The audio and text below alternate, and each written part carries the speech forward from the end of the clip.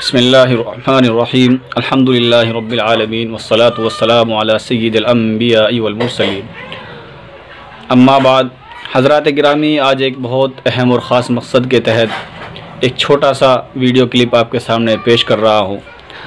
بیشتر معاملات میرے سامنے آتے رہے ہیں، سوشل میڈیا پر کچھ سوالات پڑھے دیکھ، اس کے بعد میں نے اس کی وجوہات تلاش کی تو ایک وجہ انسانوں کی پریشانی اور مشکلات کی ایک اہم وجہ یہ بھی ہے کہ حق اور حق تلفیاں جب ہوتی ہیں تو جھگڑا اور پریشانیاں اور مشکلات، یہ سب چیزیں انسان کی زندگی کا حصہ بن جاتی ہیں۔ اب اس سلسلے میں جنت کے بیچ میں مکان دلانے کی ضمانت اللہ کے نبی صلی اللہ علیہ وسلم نے لی ہے۔ آپ سن کر حیران ہو جائیں گے کس کے لیے، کس شخص کے لیے آخر نبی اکرم صلی اللہ علیہ وسلم جنت کے بیچ میں مکان دلوانے کی ضمانت لے رہے ہیں۔ اس شخص کے لیے فرمایا نبی اکرم صلی اللہ علیہ وسلم کی حدیث ہے کہ انا زعیم بیت فی وسطی ربض الجنت لمن ترک المراء وهو محق۔ نبی اکرم صلی اللہ علیہ وسلم نے فرمایا کہ میں اس شخص کے لیے جنت کے بیچوں بیچ مکان دلوانے کی، گھر دلوانے کی ضمانت لیتا ہوں جو شخص حق پر ہونے کے باوجود جھگڑا چھوڑ دے۔ یعنی وہ شخص حق پر تھا اور حق پر ہونے کی وجہ سے اگر وہ چاہتا تو اپنے اس حق کو وصول کرنے کے لیے مقدمہ دائر کر دیتا یا پھر کوئی ایسا طریقہ اختیار کر لیتا جس کے نتیجے میں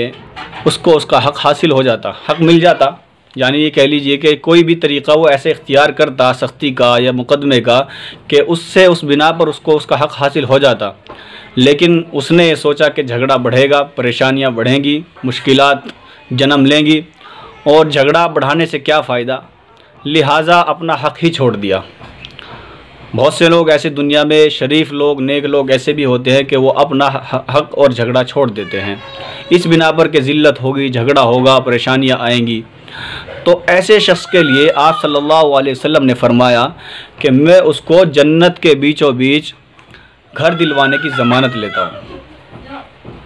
یعنی میں اس شخص کے لیے اس بات کا ذمہ دار ہوں کہ اس کو جنت کے درمیان میں، جنت کے بیچوں بیچ اس کو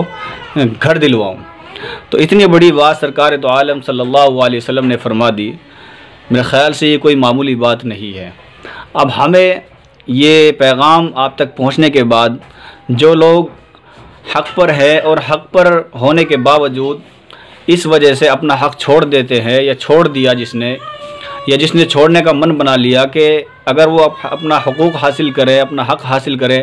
تو اس کے لیے اگر پریشانیاں آئیں یا جھگڑا ہو یا مشکلات اس کے سامنے کھڑی ہو جائے اور وہ آسانی سے حق حاصل نہ ہو سکے، نہ مل سکے، تو اس کو میرے دوستوں، میرے عزیزوں، اس کو جیسا کہ نبی اکرم صلی اللہ علیہ وسلم نے فرمایا اس کے اپنے حق کو چھوڑ دینا چاہیے۔